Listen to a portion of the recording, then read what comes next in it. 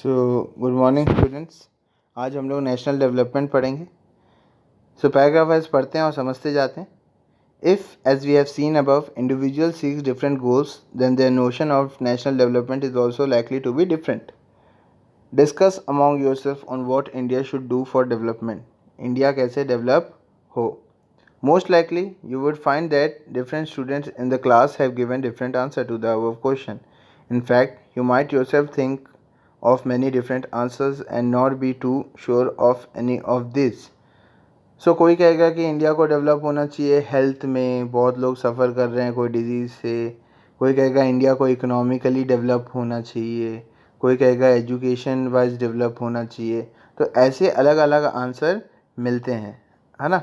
So it is very important to keep in mind that different person could have different as well as conflicting notion of a country's development. So ये तो बात सच है कि अलग अलग लोग अलग अलग थॉट रखते हैं कि कंट्रीज़ डेवलप कैसे होना चाहिए. However, can all the ideas be considered equally important? Or if there are conflicts, how does one decide what would be a fair and just path for all? We also have to think whether there is a better way of doing things. Would the idea benefit a large number of people or only a small group? National development means thinking about this question. So national development जो question पूछता है वो कहता है कि क्या सारे ideas equal हैं, कोई आइडिया से कॉन्फ्लिक्ट तो नहीं हो जाएगा, और जो डेवलपमेंट होगा वो सभी का होगा. ये सब क्वेश्चन को नेशनल डेवलपमेंट में कंसीडर किया जाता है. हाँ, ये लेट्स वर्क दिस आउट में एक बार पढ़ लेते हैं. एक न्यूज़पेपर का आर्टिकल इसमें दिया हुआ है, रिपोर्ट दिया हुआ है. A vessel dumped 500 tons of liquid toxic waste into open air dumps in a city and in the surrounding sea. This happened in a city called Abidjan in Ivory Coast, a country in Africa. The fumes from the highly toxic waste caused nausea, skin rashes, fainting, diarrhea, etc. After a month, 7 persons were dead, 20 in hospital, and 26,000 treated for symptoms of poisoning. A multinational company dealing in petroleum and metals had contracted a local company of the Ivory Coast to dispose the toxic waste from the ship, है ना. तो इसमें यह बताया गया कि vessel से ship मतलब जितने भी टॉक्सिक वेस्ट थे वो डंप कर दिए गए 500 टन्स सिटी में, जिसके कारण बहुत सारी प्रॉब्लम आई. So who are the people who benefited and who did not. जो लोग मतलब स्लम में रह रहे थे, जो सिटी में रह रहे थे, उन लोग को तो प्रॉब्लम हो गई, तो वो तो बेनिफिट नहीं हुए. एंड पीपल जो बेनिफिट हुए वो multinational company. So what should be the development goals for this country. So इस कंट्री का डेवलपमेंट गोल क्या होगा कि प्रॉपरली चीज़ों को मैनेज करें, है ना. एंड जितने भी जो विलेज के जो लोग रह रहे हैं उनके हेल्थ को कंसीडर करें. सो नेक्स्ट अब पढ़ते हैं how to compare different countries और स्टेट. हम लोग बहुत बार ये कहते हैं कि एक कंट्री डेवलप्ड है, दूसरी कंट्री डेवलप्ड नहीं है, तो कैसे कंपेयर कैसे करते हैं. ऐसे ही एक बार घूम के आ गए और कंपेयर कर दिया कि ये बहुत लोग करते हैं, मतलब मेरे स्टूडेंट ही करते हैं कि सर यहाँ घूम के आए, ये कंट्री बहुत डेवलप्ड है. यहाँ घूम के आए, जस्ट एक सिटी घूम के आते हैं, पूरी कंट्री डेवलप कर देते हैं. डर तो उसी का लगता है मुझे. सो एक बार देख लेते हैं कि मतलब कैसे कंपेयर किया जाता है. You might ask if development can mean different things. How come some countries are generally called developed और others under developed. Before we come to this, let us consider another question. When we compare different things, they could have similarity as well as differences. Which aspects do we use to compare them? Let us look at the student in the class itself. How do we compare different students? They differ in their height, health, talents, and interest. The healthiest student may not be the most studious one. The most intelligent student may not be the friendliest one. So, how do we compare students? The criteria we may use depends on the purpose of comparison. We use different criteria to choose a sports team, a debate team, a music team, or a team to organize a picnic. Still, if for some purpose we have to choose the criteria for the all-round progress of children in the class, how shall we do it? So, अभी ये कह रहे हैं कि अलग अलग चीज़ों में अलग अलग क्राइटेरिया होते हैं। जैसे हमें जीके के लिए, क्विज़ के लिए एक टीम चूज़ करनी है तो मैं 5 नॉलेजेबल स्टूडेंट को लेके जाऊंगा। स्पोर्ट्स टीम बनानी है तो जो स्पोर्ट्स में टैलेंटेड हो गए उनको चूज़ करूंगा, है ना। बट अगर एक ओवरऑल प्रोग्रेस कर मतलब देखना होगा तो उसमें कैसे हम लोग कंपेयर करेंगे। तो ये एक बार देख लेते हैं, मतलब कंट्री का हमें ओवरऑल देखना है ना कि कंट्री डेवलप्ड है या नहीं।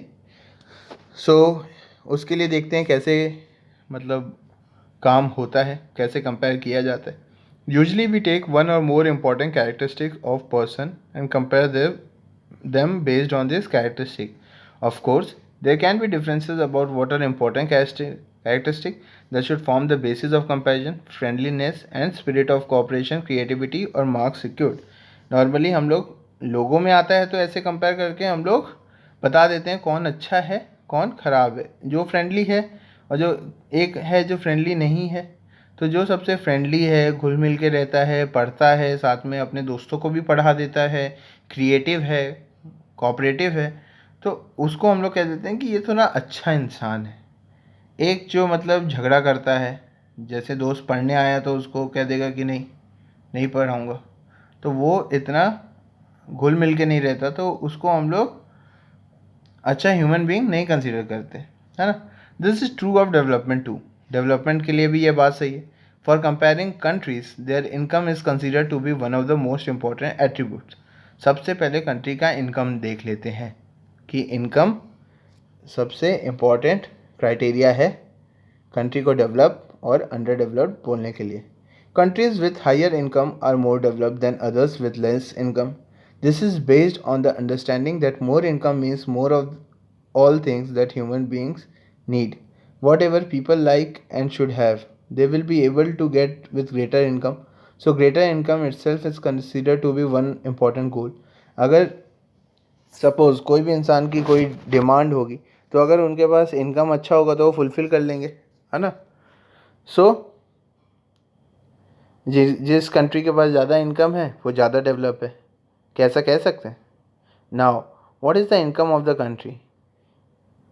Intuitively, the income of the country is the income of all residents of the country.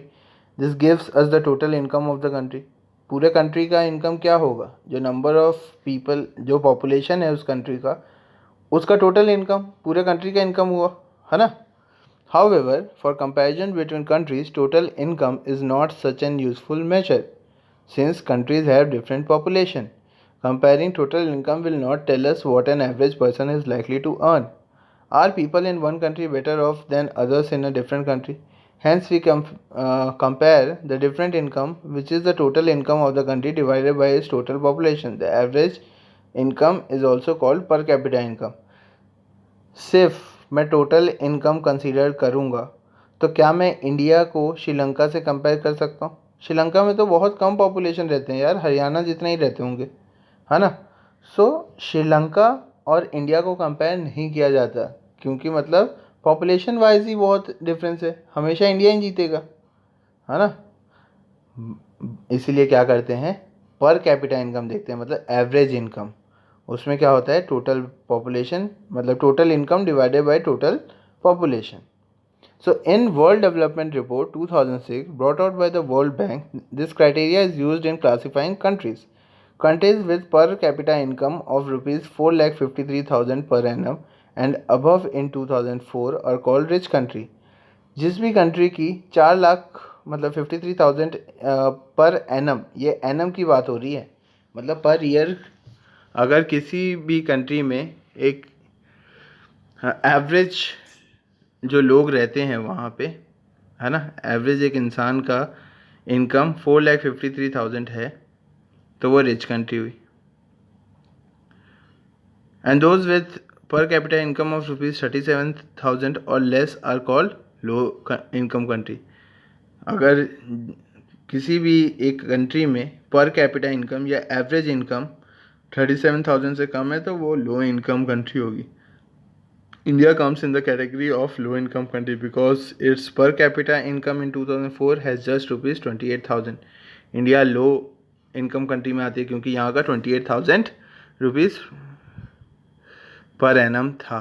याद रखिएगा, पर एनम की बात हो रही है ना। The rich countries excluding countries of Middle East and certain other small countries are generally called developed countries. जो Middle East है वो डेवलप कंट्री में आता है। सो हम देखते हैं क्या एवरेज इनकम एक कंट्री का डेवलपमेंट बता सकता है? तो आंसर है नो। क्यों? क्योंकि एग्जांपल दे देता हूँ। कंट्री ए देखिए, हम लोग ये बॉक्स को देखते हैं। कंट्री ए में एक इंसान 9,500 कमाता है, दूसरा 10,500, तीसरा 9,800, फोर्थ 10,000, 10,200। सो अगर यहाँ पे एवरेज देखोगे सो इंडिविजुअली एवरेज कितना आएगा? 50,000 डिवाइडेड बाई 5 दैट इज 10,000, है ना। दूसरा अगर कंट्री भी देखोगे तो इसमें 500, 500, 500, 500 एंड 48,000, इसका भी आप एवरेज करोगे तो कितना आएगा? 50,000 divided by 5 that is again 10,000। सो अब कंपैरेटिवली अगर एवरेज इनकम से देखें तो दोनों कंट्री क्या होगी? इक्वल होगी। बट अगर डिस्ट्रीब्यूशन देखें तो एक कंट्री में सारे लोग ऑलमोस्ट 10,000 के करीब कमाते हैं कंट्री ए में। कंट्री बी में अगर आप देखोगे तो एक इंसान बहुत रिच है और बाकी जो हैं वो बहुत पुअर हैं। सो कंट्री जो बी की हालत है वो कुछ ऐसे है और कंट्री ए की हालत ऐसे है। मतलब कंट्री ए में सब लोग अच्छे से रह रहे हैं और कंट्री बी में बहुत लोग पुअर हैं और एक अच्छे से रह रहा है। सो क्वेश्चन आता है कि why don't we use average income, है ना। सो इसका आंसर है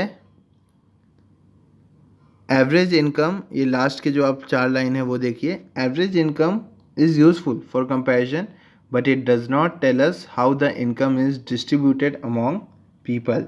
कंट्री में कैसे इनकम डिस्ट्रीब्यूट है ये नहीं बताता, इसलिए हम लोग एवरेज इनकम से किसी भी एक कंट्री को डेवलप्ड और अंडर डेवलप्ड अभी नहीं कहते। अभी हम लोग एवरेज इनकम के साथ अलग अलग क्राइटेरिया भी देखते हैं, वो हम लोग पढ़ेंगे नेक्स्ट क्लास में। Thank you.